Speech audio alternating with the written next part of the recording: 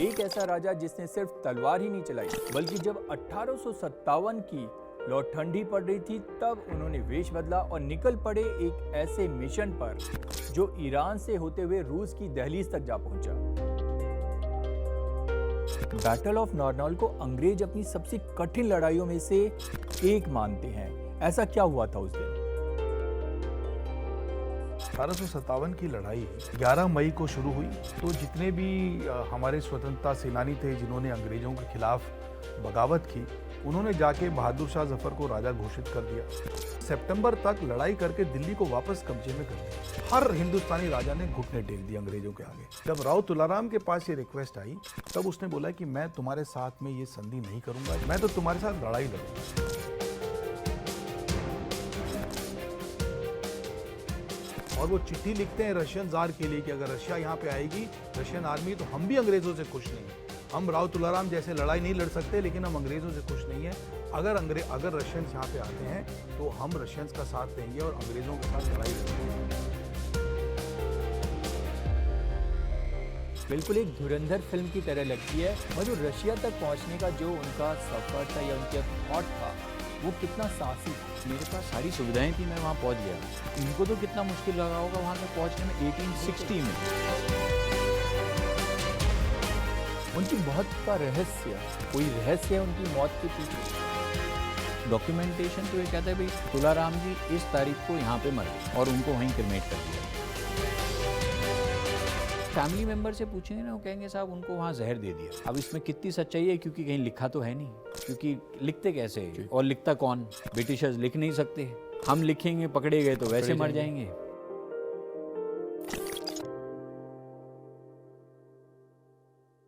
आज के पॉडकास्ट में बात होगी रेवाड़ी के शेर राव तुलाराम की।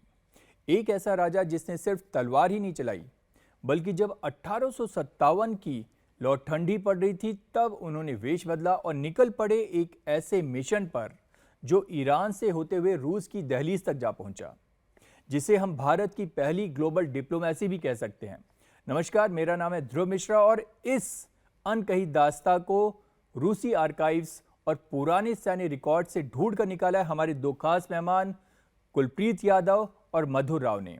आज बात होगी बैटल ऑफ नारनौल की। आज बात होगी राव तुलाराम के उस सीक्रेट मिशन की जिसने अंग्रेज हुकूमत की नींद उड़ा दी थी। Sir, welcome to the podcast. Thank you. अच्छा मधुर सर, आप तो रेवाड़ी से ही आते हैं और आपकी जड़ें वहीं से हैं जहाँ से राव तुलाराम जी की जड़ें हैं।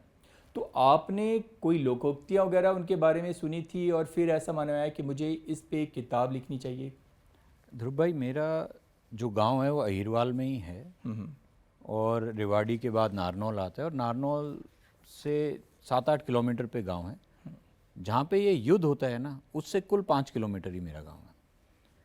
तो मैं सच्चाई बताऊं, हमारा जो पूरा एरिया है जिसको अहिरवाल बोलते हैं, वहाँ लोकगीत, वहाँ की रागनियाँ वो बचपन से भी चलती हैं और आज भी रागनियाँ गाई जाती हैं।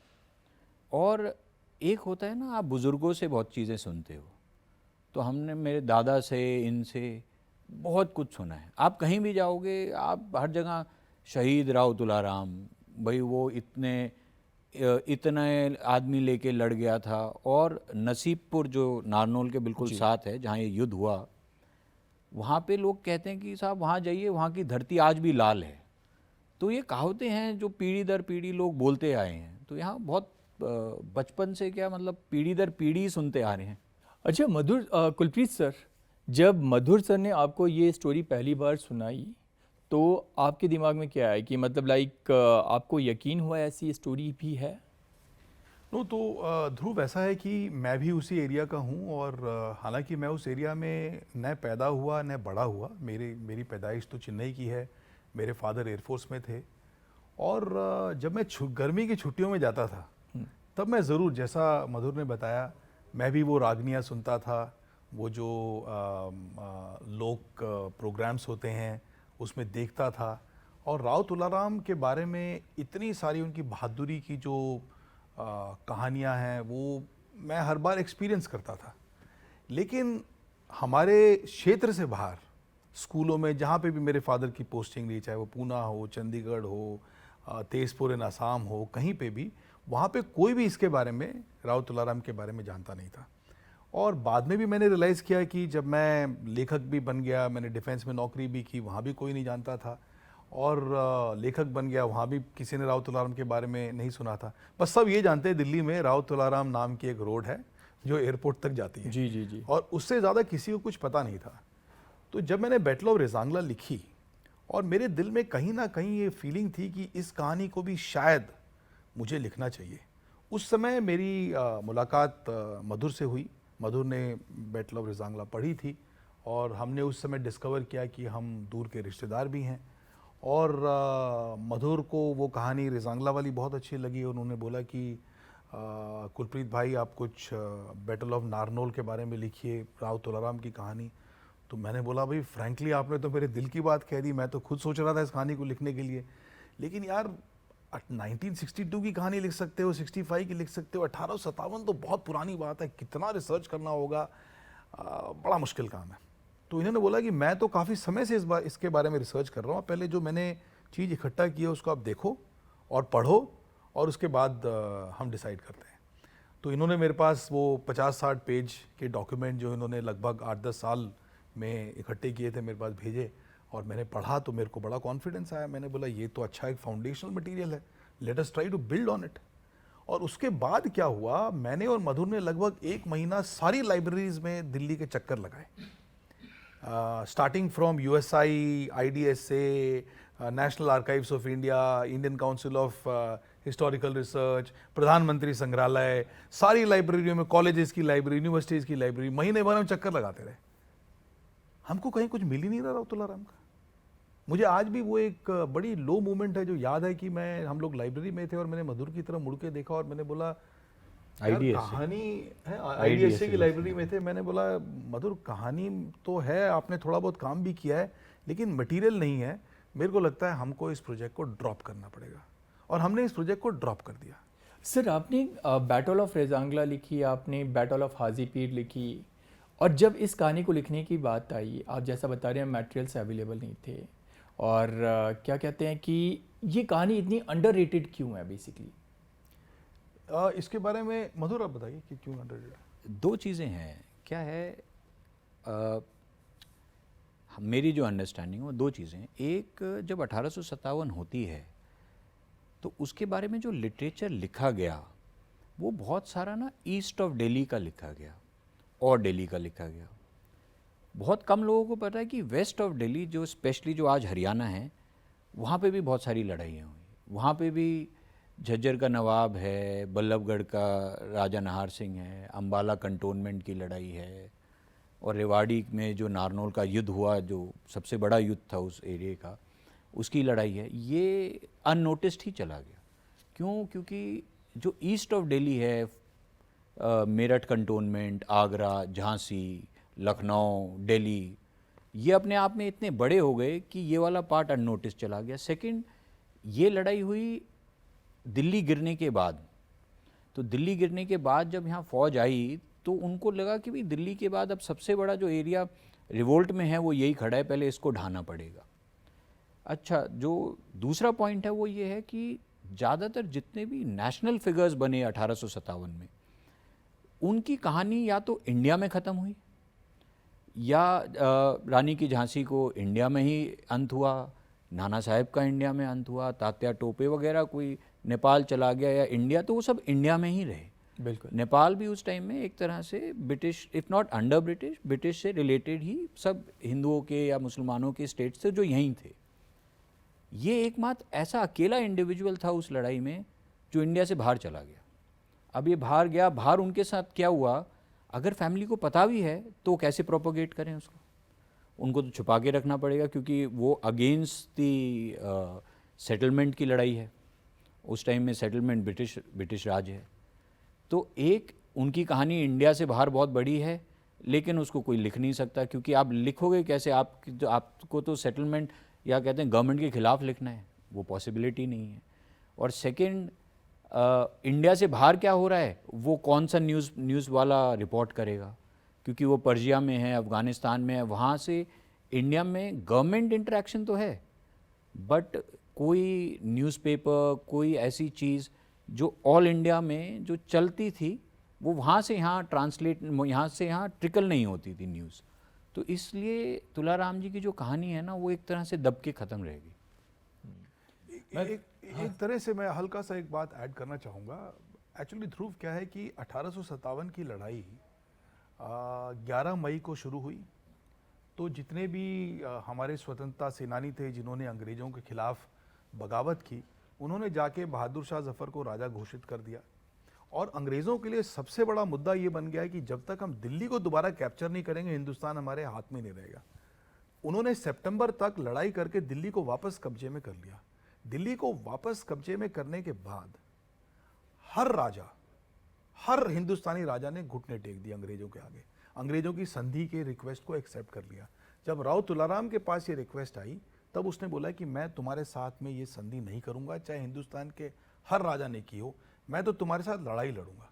अब देखिए, पूरे हिंदुस्तान से एक राजा जिसके पास केवल 5000 सैनिक हैं, वो लड़ाई करने का डिसीजन लेता है। लड़ाई करने के बाद में जब उसके 4000 सैनिक वहाँ पे उस लड़ाई में ख़त्म हो जाते हैं, उसके बाद की कहानी हम बाद में बात करेंगे। लेकिन आपके पर्टिकुलर सवाल का रीज़न ये है कि क्योंकि उनकी पूरी किंगडम पे अंग्रेज़ फिर कब्जा कर लेते हैं और उनके पैलेस को उड़ा देते हैं बारूद से, और उनकी पूरी ज़मीन के टुकड़े टुकड़े करके वो ऑक्शन कर देते हैं, तो परिवार छुपा हुआ बैठा है। अब उसके बाद पूरा 1857 के बाद अंग्रेज़ और ज़्यादा स्ट्रिक्ट हो जाता है इंडिया में।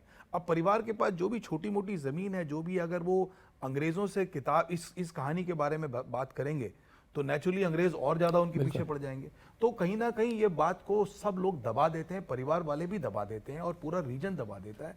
और उसके बाद 1947 में 90 साल बाद जब तक हमको आज़ादी मिलती है, वो चीज़ इतनी पुरानी हो चुकी होती है कि वो ज़्यादातर जनरेशन्स बदल गई तो लोग भूल गए। अच्छा कुलप्रीत सर, जब मैं आपकी बुक पढ़ रहा था तो 16 नवंबर 1857 का वो दिन था जब बैटल ऑफ नारनौल की लड़ाई हुई थी, या नसीपुर की लड़ाई भी बोलते हैं उसको। और अंग्रेज़ों ने इसको अपने रिकॉर्ड्स में सबसे मुश्किल लड़ाइयों में से एक बताया था। तो उस लड़ाई के बारे में थोड़ा सा विस्तार से समझना चाहूँगा कि क्या हुआ था उस दिन। बहुत ही सिंपल तरीके से बताऊंगा तो ये है कि हमारे पास, राव तुलाराम के पास नारनौल शहर में एक सराय थी जहाँ पे 5000 सैनिकों को लेके वो रेडी था।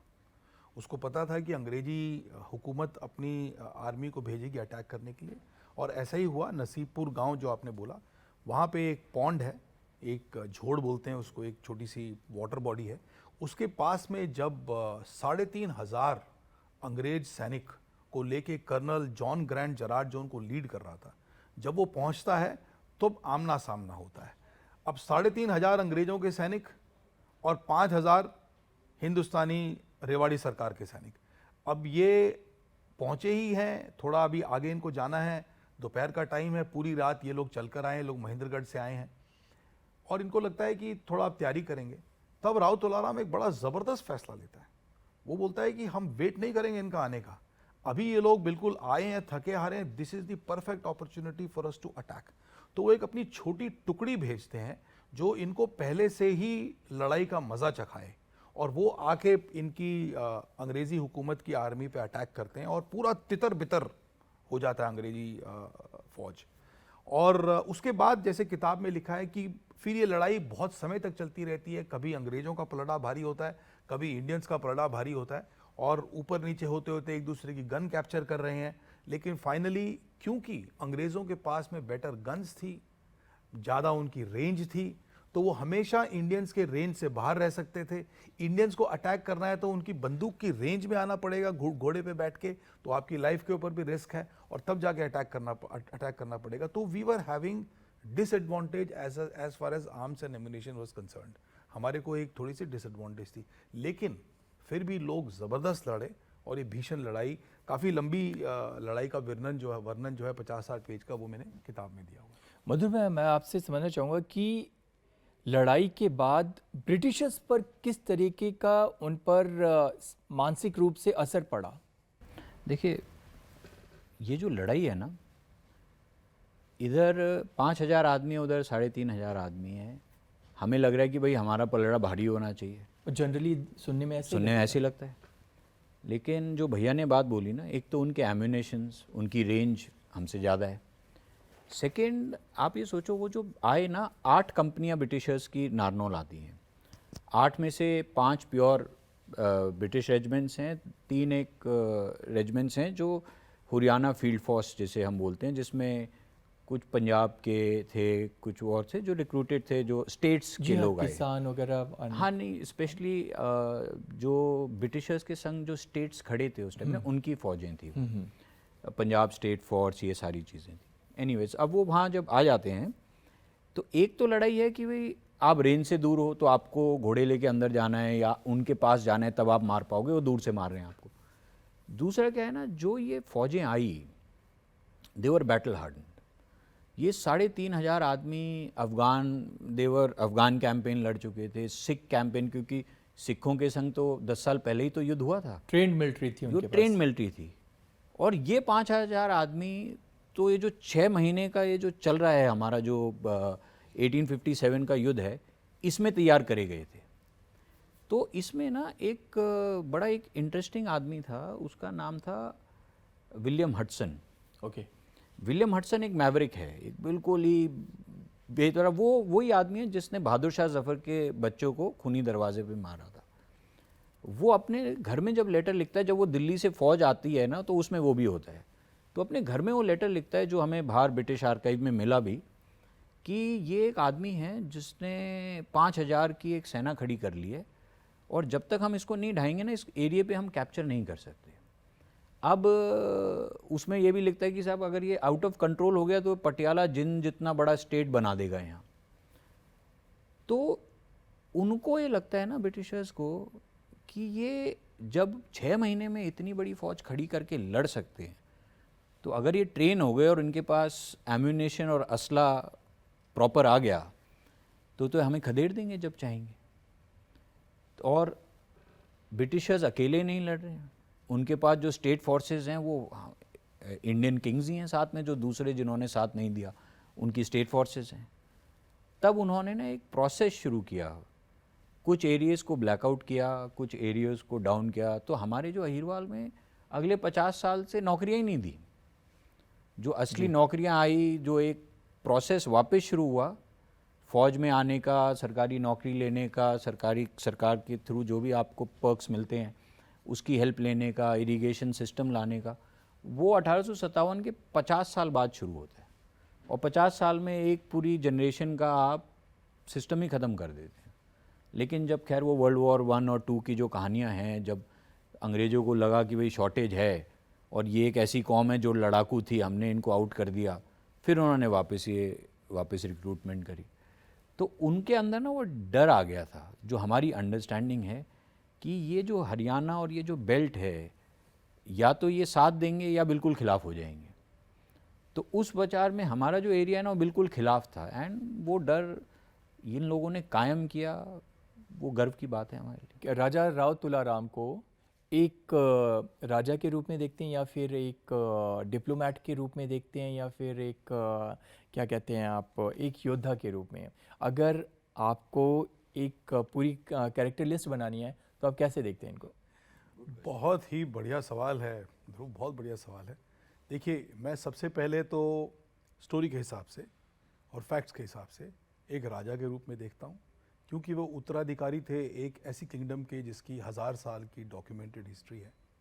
उसके बाद मैं योद्धा के रूप में देखता हूँ, क्योंकि जब ऐसा मौका बना कि वो अंग्रेज़ों के साथ हाथ मिला सकते थे, तब उन्होंने चूज़ किया कि मैं इस कम्युनिटी पे ट्रस्ट नहीं करता हूँ, बेहतर होगा कि मैं इनसे लड़ के हम लोग ख़त्म हो जाएं, इन कंपैरिजन टू इनके गुलाम बने। हम गुलाम नहीं बनना चाहते, हम इनसे लड़ाई लड़ेंगे, चाहे जो भी उसका फैसला ऊपर वाला हमारे हाथ में दे। तो ये तो प्रॉपर योद्धा के ट्रेट्स हैं, और प्रैक्टिकल हैं, राजा हैं, एक्सपीरियंस्ड हैं।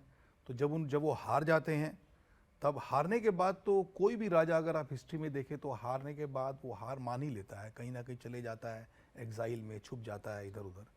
लेकिन ये एक ऐसा राजा था जो सोचते हैं कि मैं अभी भी इस लड़ाई को जारी रखूँगा।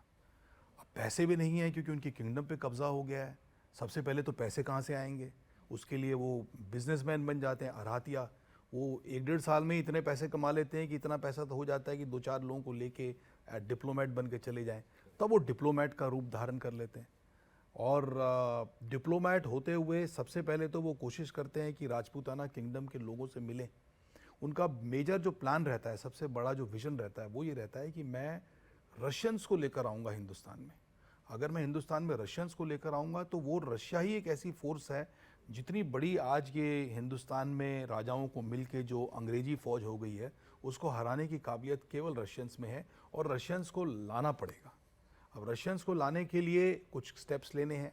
पहला स्टेप जो बड़ा इंटेलिजेंट स्टेप है डिप्लोमेट वाला, एज ए डिप्लोमेट भेष बदल के 5 किंगडम्स के पास जाते हैं, बूंदी, कोटा, जयपुर, जोधपुर, बीकानेर। बूंदी कोटा तो बोलते हैं भाई आप आए हो, आपको हेल्प नहीं कर सकते, लेकिन वो अंग्रेज़ों को भी नहीं बताते हैं। लेकिन ये 3 किंग्स जो हैं ये इनको कन्विंस करते हैं। आप सोचिए, एक राजा अपनी वेशभूषा बदल के उनकी किंगडम में छुपते छुपाते अकेले पहुंचा है और फिर राजा को कन्विंस कर रहा है। जो राजा जिनके साथ उनके पारिवारिक हज़ारों साल के रिश्ते थे, जिनके साथ वो पगड़ी बदल ब्रदर्स थे, आज वो छुपते छुपाते राजा के पास जा रहे हैं और कन्विंस कर रहे हैं। और ये राजा तीनों कन्विंस हो भी जाते हैं और वो चिट्ठी लिखते हैं रशियन ज़ार के लिए कि अगर रशिया यहाँ पे आएगी, रशियन आर्मी, तो हम भी अंग्रेज़ों से खुश नहीं है। हम राव तुलाराम जैसे लड़ाई नहीं लड़ सकते, लेकिन हम अंग्रेज़ों से खुश नहीं हैं। अगर रशियंस यहाँ पे आते हैं तो हम रशियंस का साथ देंगे और अंग्रेज़ों के साथ लड़ाई लड़ेंगे। इन 3 लेटर्स को लेके फिर वो जाते हैं ईरान में वो बुशायर में लैंड करते हैं, बोट से जाते हैं, फिर वो इसफ़ान में जाते हैं, फिर वो तेहरान में जाते हैं। और ईरान का जो किंग है वो भी फैसला लेते हैं कि अगर रशियंस आते हैं इंडिया पे अटैक करने के लिए तो हम रशियंस को सपोर्ट करेंगे। फिर वो कैस्पियन सी तक जाते हैं एज ए डिप्लोमेट। वो मिलते हैं वहाँ पे जो एक रस्त करके एक शहर है, क्योंकि वो नॉर्दर्न मोस्ट पार्ट है ईरान का, उसके आगे कैस्पियन सी है, उसके आगे रशिया है। सर्दी बहुत ज़्यादा हो जाती है तो रक्त में जो रशियन काउंसलेट है वहाँ के काउंसिल जनरल बोलते हैं सर्दी बहुत ज़्यादा हो गई, आप लेटर्स मेरे को दे दो।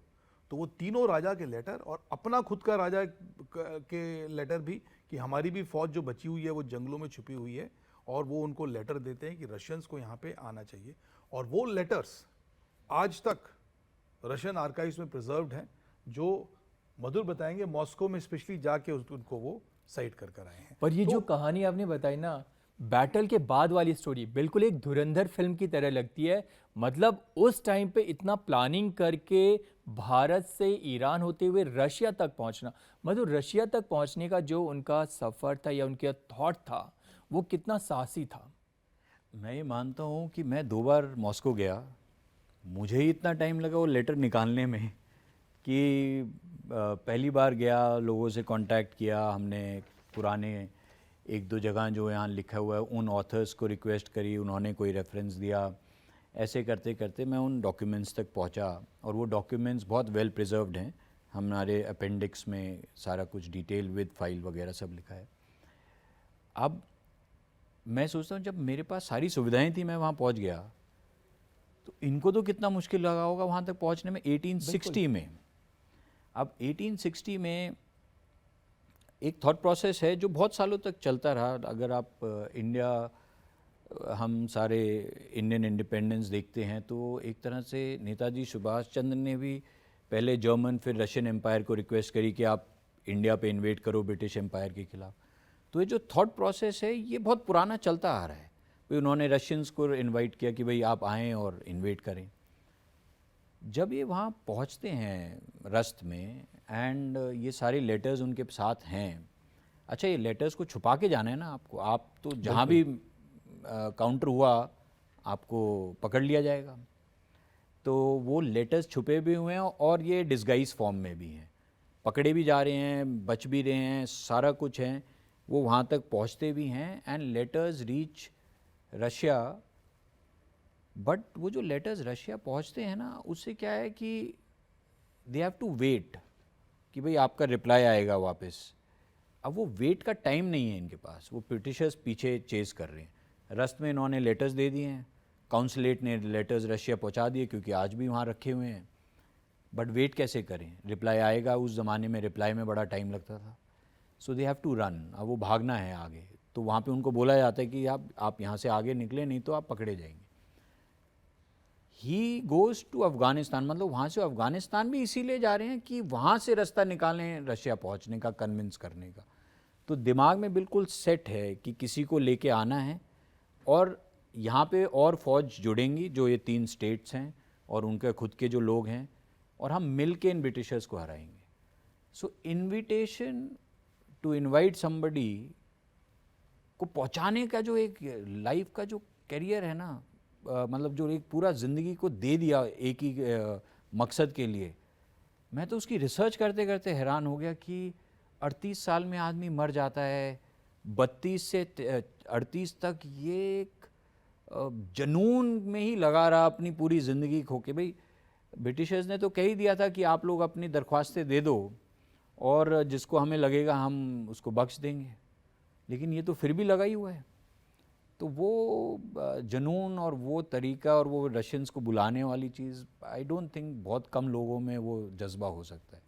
मधुर, आपसे जानना चाहूँगा कि राव साहब को ऐसा क्यों लगा कि रशिया उनकी मदद करेगा, क्योंकि उस टाइम तो हर जगह ऐसी सिचुएशन थी कि शायद कोई भी ब्रिटिश एम्पायर के खिलाफ किसी और देश की मदद नहीं करता। ऐसा था एक उस ज़माने में रशियन एम्पायर और ब्रिटिश एम्पायर की ना, उससे 2 साल पहले एक युद्ध हुआ था जिसको हम क्रिमेनियन वॉर बोलते हैं, जिसमें फ्रेंच भी इन्वॉल्व हैं, कुछ हद तक पर्शियंस भी इन्वॉल्व हैं, but mainly it was the Russian empire fighting the British empire. ये चीज़ पूरे विश्व को पता थी। मतलब हिंदुस्तान में भी ये डॉक्यूमेंट्स हैं कि रशियंस और ब्रिटिशर्स की लड़ाइयाँ हो रही हैं, और रशियंस हारे जरूर, बट ब्रिटिशर्स को बड़ा टफ लगा कि उनको हराने में। सेकंड, 2 रशियन जनरल्स थे जिन्होंने ये प्लान 1857 से पहले बना चुके थे, जो कि हम ब्रिटिश इंडिया को इन्वेड करेंगे। अब वो क्रिमेनियन वॉर में हार जरूर गए, तो वो प्लान इम्प्लीमेंट नहीं हुआ।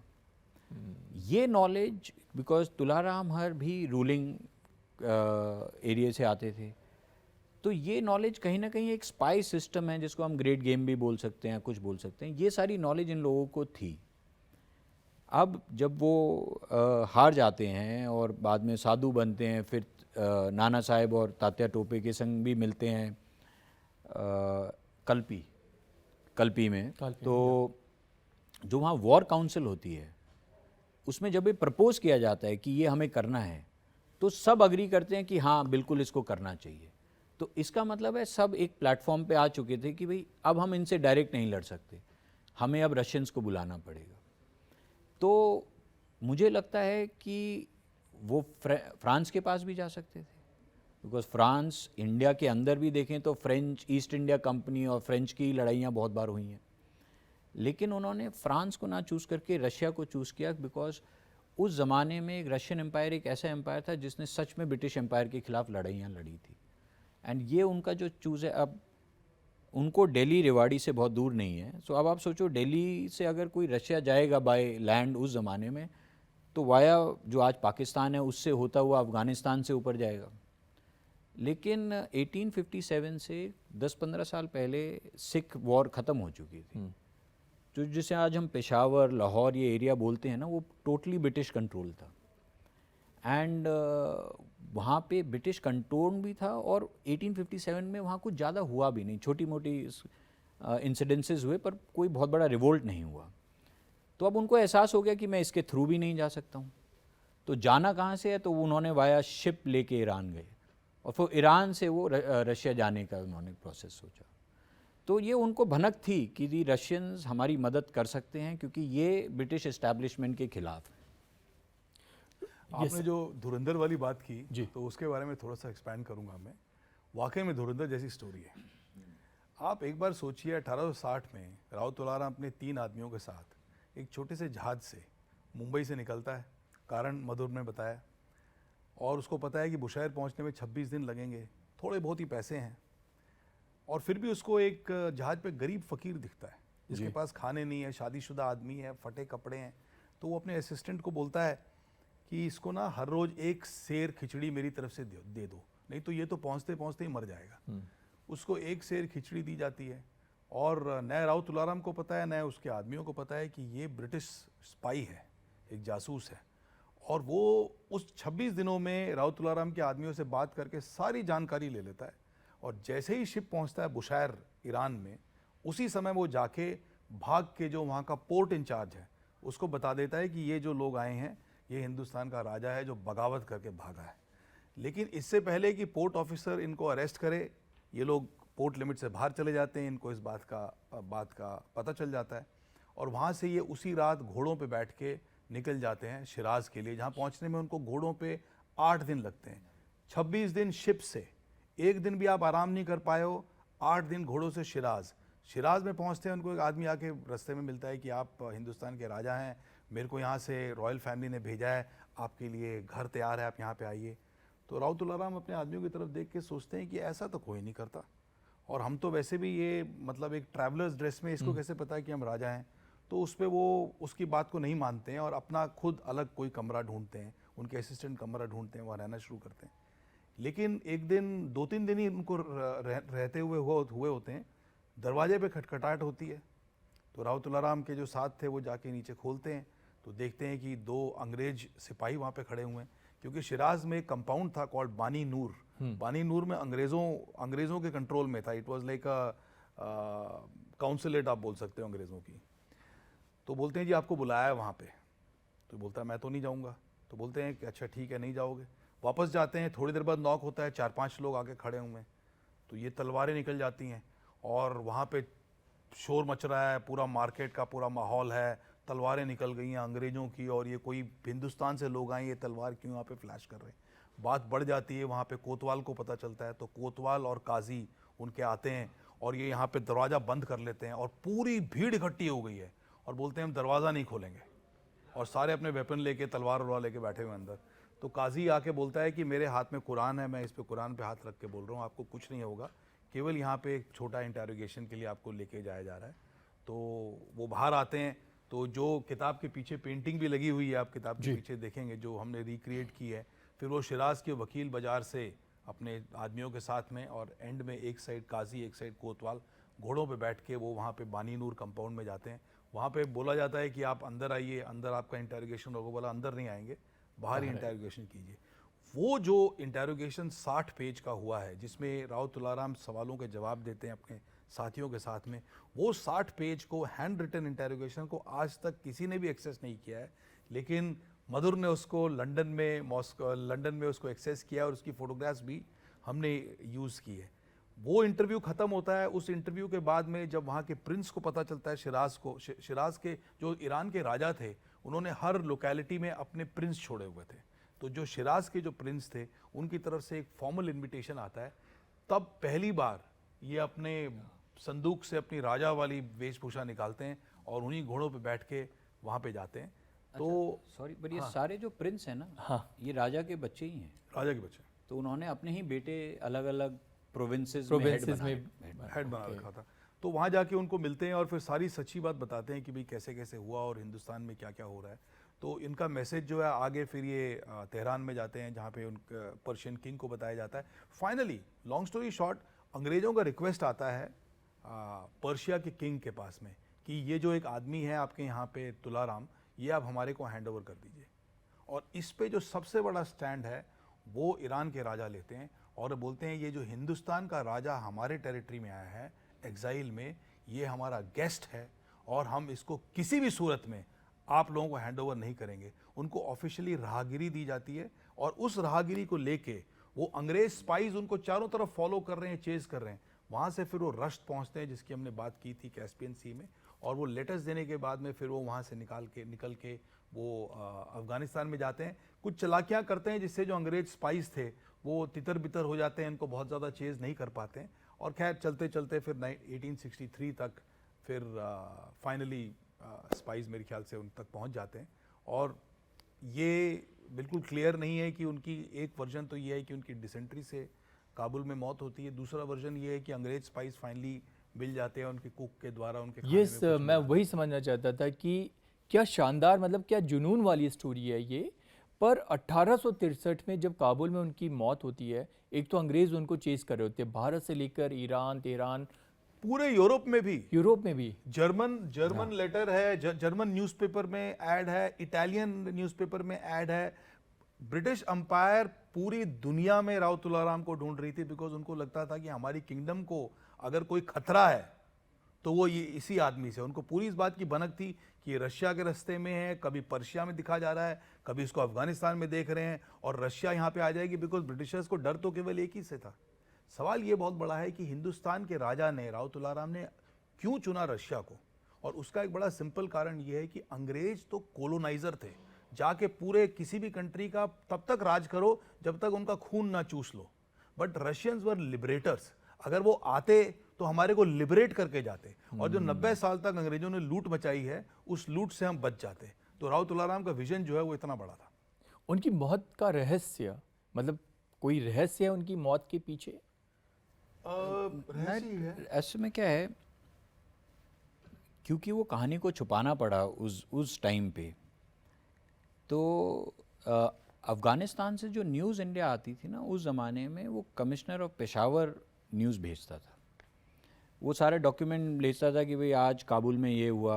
आप नेशनल आर्काइव में भी ढूंढेंगे तो commissioner of Peshawar was responsible कि भाई अफ़गानिस्तान में डे टू डे क्यों चल रहा है, because Afghanistan was an independent country. ज़रूर उनकी ब्रिटिशर्स के संग ट्रीटी हो चुकी थी। हाँ। अब उनकी वहाँ डेथ हो जाती है, तो डॉक्यूमेंटेशन तो ये कहता है भाई तुलाराम जी इस तारीख को यहाँ पे मर गए, और उनको वहीं क्रिमेट कर दिया गया।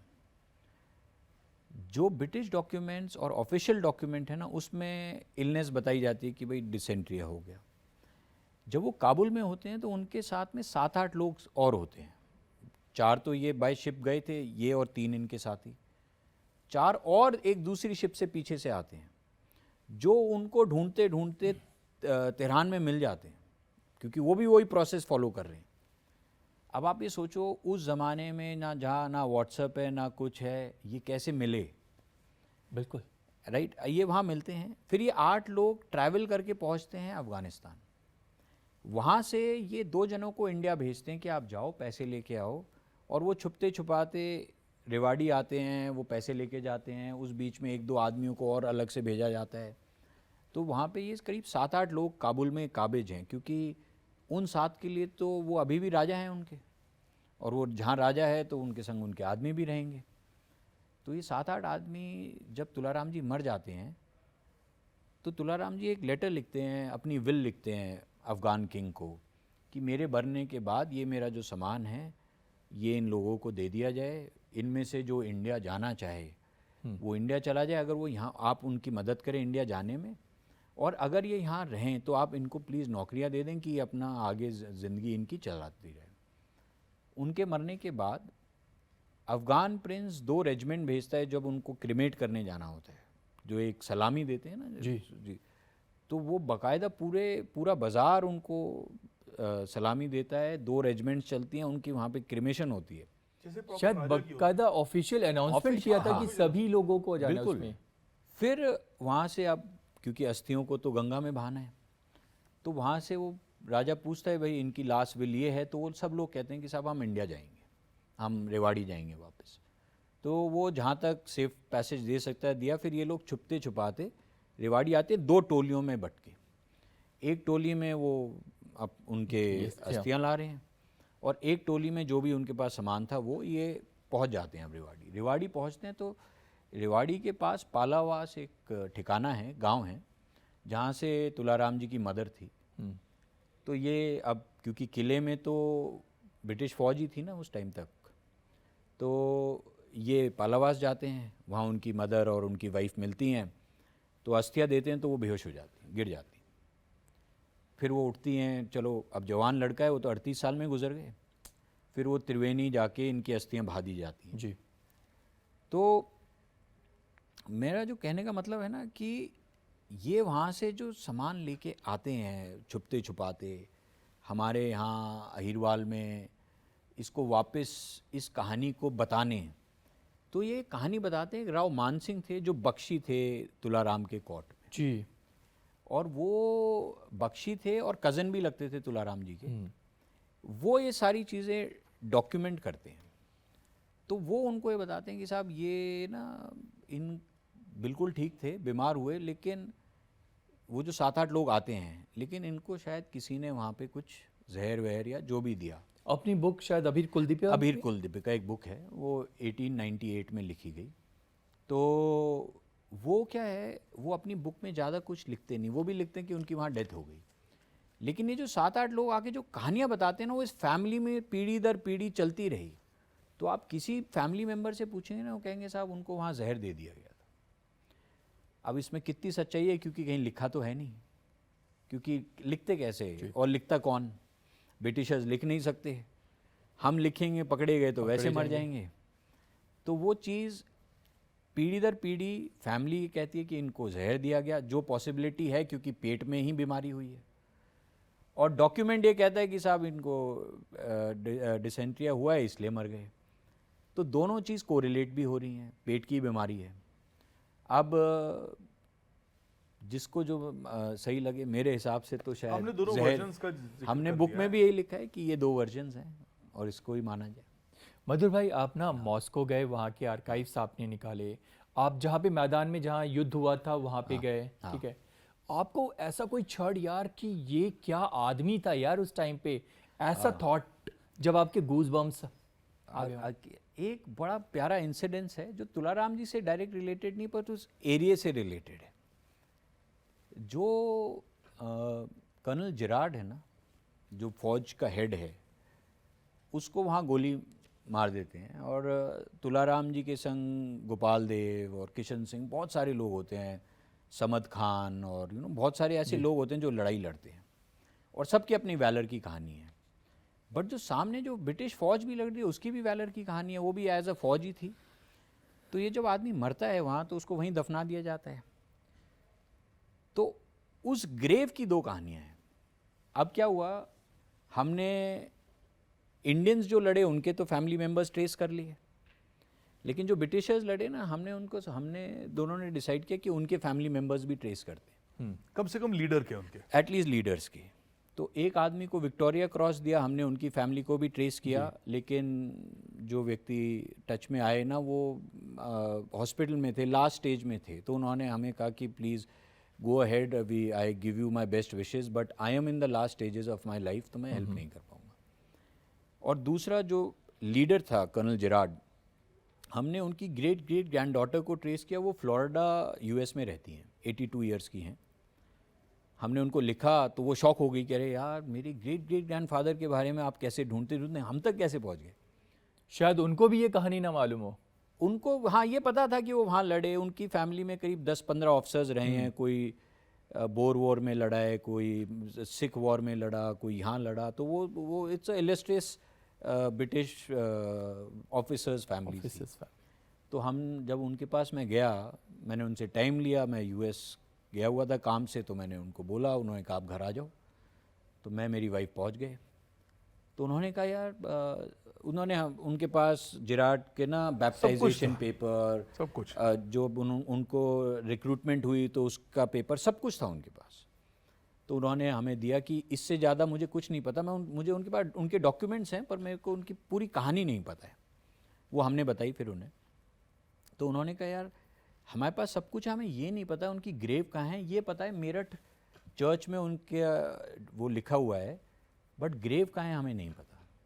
तो हमने कहा जी ग्रेव तो वहीं है जहाँ उनकी डेथ हुई। तो उन्होंने कहा अच्छा, तो आप मुझे फ़ोटोग्राफ भेज सकते हैं। तो हम जब वहाँ गए तो हमने राव तुलाराम के जो डिसेंडेंट हैं उनमें से एक को रिक्वेस्ट किया कि सर आप चलें। तो हम तीनों ने खड़े होकर वहाँ एक फ़ोटोग्राफ खिंचवाई और वो उनको भेजी। तो उन्होंने मुझे व्हाट्सएप पे मैसेज लिखा, उन्होंने कहा मैं हैरान हूँ कि 168 साल बाद एक दुश्मन की ग्रेव को आपने इतना संभाल के रखा हुआ है। वाह। अब क्या हुआ, जब हम वहाँ गए तो एक साइकिल पे, जैसे लोकल, क्यों गांव है वो बेसिकली ना, वहाँ पे कोई गुजर रहा था, तो हमने उससे पूछा कि साहब ये ग्रेव किसकी है। तो उसने कहा यार ये एक हरियाणवी में जैसे बोलते हैं हमारे यहाँ ना, तो उसने कहा भाई ये तो एक अंग्रेजी अफसर था। तो हमें लगा कि वो है, कह जी यहाँ मर गया था तो इसको यहाँ दफना दिया। तो उन्होंने कहा ये आज तक ऐसी है? कह रहे साहब जब तक तो लड़ाई में था तब तक तो ये दुश्मन था, पर लड़ाई ख़त्म हो गई उसके बाद तो ये योद्धा ही है जैसे हम लोग थे। तो वो दोनों बातें सुन के उस एरिया में फौज को और योद्धा को क्या माना जाता है, वाह, आमूमन आप देखो तो कोई दुश्मन की कहीं कब्र हो या कुछ हो ना, तो आदमी चढ़ जाते हैं कि साहब इसको तोड़ो, ये तो दुश्मन था। लेकिन वहाँ उनको संभाल के रखा हुआ है कि भाई ठीक है, ये लड़ा अलग बात है, लेकिन था तो योद्धा। तो वो दो है ना, वो चीज़ें सुन के रोंगटे खड़े हो जाते हैं। उसने एक सेंटेंस ये बोला था कि हमारे यहाँ पे योद्धाओं को पूजा जाता है। हाँ, वाह, और ये आदमी दुश्मन था पहले जब तक जिंदा था, जब ये मर गया अब ये भी योद्धा है और योद्धा की पूजा होती है, तो इसकी जो ग्रेव है यहाँ पे इसको खराब करने का कोई मतलब ही नहीं है। इतनी गहरी बात लगी हमारे को, इतनी बड़ी बात लगी, बहुत कि बड़ी बात थी। बहुत बड़ी बात। तो मेरे को लगा कि मैंने और मधु ने डिस्कस किया, ऐसे यार ये कहानी का पार्ट है और इसको किसी ना किसी तरह से हमारे को यूज़ करना चाहिए, तो हमने इसको एपिलॉग में और बुक का यूज़ किया। करीब करीब सेम चीज़ दो लोग कह रहे हैं। एक अमेरिका में बैठी एक लेडी बोल रही है और एक वहाँ गांव में एक साइकिल चलाता हुआ आदमी बोल रहा है। तो ये बात सुन के ना रोंगटे खड़े हो गए थे कि यार ये चीज़ है। वाह, दो लेखक, एक किताब, एक कोलैबोरेशन, कैसे हुआ ये पॉसिबल? तो इसके पीछे की कहानी क्या है? मधुर। तो मैंने भैया की किताब पढ़ी, बैटल ऑफ रेजांगला। मुझे शायद जब रेजांगला आई तो उसका साल 1.5 साल बाद पढ़ी मैंने असलियत में, जबकि बहुत टाइम से था मैं पढ़ूंगा। बड़ी मज़ा आ गया बुक पढ़ के। वो अपने आप में ही, मतलब रेजांगला का तो युद्ध अपने आप में ही अलग ही लेवल का, और जिस हिसाब से इन्होंने लिख रखी है ना, भाई लिखते बड़े शानदार तरीके से, आप इमेजेस, आई मीन ऐसा लगेगा कि आप सब किताब में- सामने हैं। बिल्कुल सब सामने चल रहा है। इस किताब में भी मैं जब पढ़ रहा था तो ऐसा नहीं लग रहा था कि ये नॉन फिक्शन बुक है। हाँ। आपको लगेगा एक फिक्शन स्टोरी बुक। हाँ, ये नैरेटिव नॉन फिक्शन है। हाँ। इसीलिए तो अब हुआ क्या, मैंने भैया को फ़ोन किया, मैं कहा भैया कमाल ही हो गया, मैं तो बुक पढ़ के ना बहुत मज़ा आ गया। तो इसे यार थैंक यू, ये वो जैसे एक नॉर्मल होता है। मैं कहा भैया आप तुलाराम जी पे क्यों नहीं लिखते हो? तो उन्होंने कहा यार मैंने सोचा था, 1-2 बार मैंने शायद एनबीटी को और पेंगुइन रैंडम हाउस को बोला भी मैं करूँगा, फिर वो चीज़ आई गई होगी, मैं और कामों में व्यस्त हो गया। बट यार इट्स अ गुड टॉपिक, मैं करूँगा। तो मैं कहा भैया मेरे पास छोटा मोटा कोई रिसर्च है, मैं आपको देता हूँ, आप देखना। तो इन्होंने देखा, भैया और मैं जयपुर था तब, तो भैया और इनके ब्रदर कर्नल एंडी जयपुर आए हुए थे, तो हम मिले, शाम को डिनर विनर हुआ, बातें हुई, सब कुछ हुआ। 1 हफ्ते बाद भैया का कॉल आया कि यार मधुर तेरी रिसर्च तो बहुत अच्छी है, अब तू चाहता है कि मैं लिख दूं, तो मैं तेरे लिए ना एक्नॉलेजमेंट में एक पैराग्राफ 2 लाइन लिख दूंगा। लेकिन आधे लोग तो एक्नॉलेजमेंट पढ़ते ही नहीं हैं, बुक ख़त्म होने के बाद रख देते हैं, तो तू साथ में क्यों नहीं लिखता मेरे? मैं कहा भैया मुझे हिस्ट्री रिसर्च करने का तो शौक़ है और पढ़ने का है, पर मैंने कभी बुक लिखे नहीं है और मैंने सोचा भी नहीं। इसे तू मन भला, बट ये साथ में करेंगे प्रोजेक्ट। तो मैंने कहा ठीक है भैया साथ में करते हैं, मुझे सोचने दो। फिर मैंने अपने फादर से पूछा, तो फादर ने कहा ये तो बहुत बढ़िया चीज़ है, और हमारे क्या नाम है, हमारे तो गांव के बिल्कुल पास में, और मेरे क्या दादा ये कहते थे हमारे पूर्वज भी लड़े थे उस लड़ाई में, जबकि आसपास के बहुत गांव से लोग आए थे। तो ये तो चीज़ है, तुझे अगर मौका है तुझे करना चाहिए। तो मैंने भैया से कहा भैया सोच तो ठीक है, करते हैं, पर आपको मेरी हेल्प करनी पड़ेगी। एंड 3.5 साल लगे हमें। तो अब मुझे लगता है कि अब मुझे कॉन्फिडेंस है कि ये काम भी मैं कर सकता हूँ। पर बहुत अच्छा है, मतलब experience was mind blowing. Sir, show को ख़त्म करने से पहले आप दोनों से एक सवाल, अगर राव साहब का रशियन मिशन कामयाब हो जाता तो आज भारत का नक्शा और इतिहास अब कुछ अलग होता? 101% अलग होता। अगर रशियंस इंडिया में आते, पर्शियन, अफगान्स और इंडियन किंग्स के साथ मिलके अंग्रेज़ों को हराना उस समय संभव था। 1857 में अंग्रेज़ इतने ज़्यादा स्ट्रांग नहीं थे, और रशियंस अगर हमको लिबरेट करके जाते तो एक आज़ाद मुल्क होता, और जो हमारे कंट्री से मोर देन 99% की जो वेल्थ बाहर गई है, वो वेल्थ हमारे पास ही रहती। हमारे पुराने एजुकेशन सिस्टम, हमारे कॉलेजेस, यूनिवर्सिटीज़, हमारे जुडिशियल प्रोसेसेस, हमारे एडमिनिस्ट्रेटिव प्रोसेसेस, उसके हिसाब से एक बहुत ही वाइब्रेंट कंट्री होता। ये ज़रूर पॉसिबल है कि हो सकता है कि कंट्री इस फॉर्म में नहीं होता जिस फॉर्म में हमको दिख रहा है, हो सकता है कि अलग फॉर्म में होता, बट एक तरह का भारत होता और सब लोग इकट्ठे होते। करेक्ट। अजय सर, मेरा आप दोनों से एक सवाल है, इस किताब पे और राव तुलाराम पे अगर कोई मूवी बनती है तो तो आपके हिसाब से, आप दोनों के हिसाब से कौन उस पर बहुत बेटर तरीके से उनको जस्टिफाई कर सकता है? बहुत ही बढ़िया सवाल है। मेरे हिसाब से सबसे पहले तो राव तुलाराम पे पिक्चर 100% बननी चाहिए, क्योंकि एक बहुत ही गजब अनडिस्कवर्ड बहादुरी वाली कहानी है। किताब के माध्यम से हम 10% लोगों तक पहुंच सकते हैं, लेकिन सिनेमा के माध्यम से हम 110% लोगों तक पहुंच सकते हैं। मेरे हिसाब से राव तुलाराम का रोल कौन करेगा, इस सवाल का जवाब बेस्ट ये हो सकता है कि शायद रणवीर सिंह या ऋतिक रोशन, ये दोनों बहुत सूटेबल रहेंगे। विक्की और कौशल सर भी आप- कर सकता है, विक्की कौशल भी कर सकता है। हाँ, विकी कौशल भी कर सकते तो चलिए, विक्की कौशल या रणवीर सिंह में से कौन करेगा ये तो समय बताएगा। पर थैंक्स सर हमारी स्टूडियो में आने के लिए और हमारे दर्शकों को राव तुलाराम के बारे में इतनी सारी जानकारी देने के लिए। Thank you sir, thank you so much. So नहीं सर, हैं। Thank you, sir. Thank you. जय हिंद।